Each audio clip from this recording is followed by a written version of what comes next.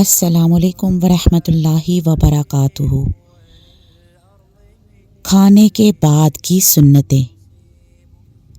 کھانے کے بعد اللہ تعالیٰ کا شکر ادا کرنا چاہیے۔ ارشاد نبوی صلی اللہ علیہ وآلہ وسلم ہے، بے شک اللہ تعالیٰ بندے سے اس وقت راضی ہو جاتا ہے جب وہ کوئی چیز کھاتا ہے اور اس کا شکر ادا کرتا ہے۔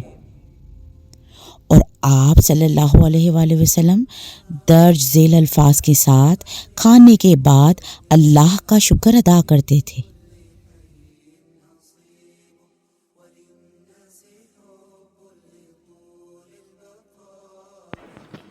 الحمد لله الذي أطعمني هذا ورزقنيه من غير حول مني ولا قوة۔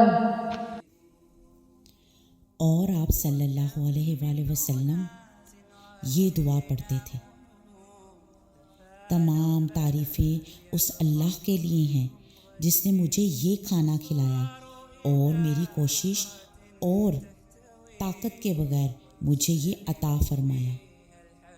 اس دعا کی فضیلت حدیث میں یوں بیان کی گئی ہے: اسے پڑھنے والے کے پچھلے گناہ معاف کر دیے جاتے ہیں۔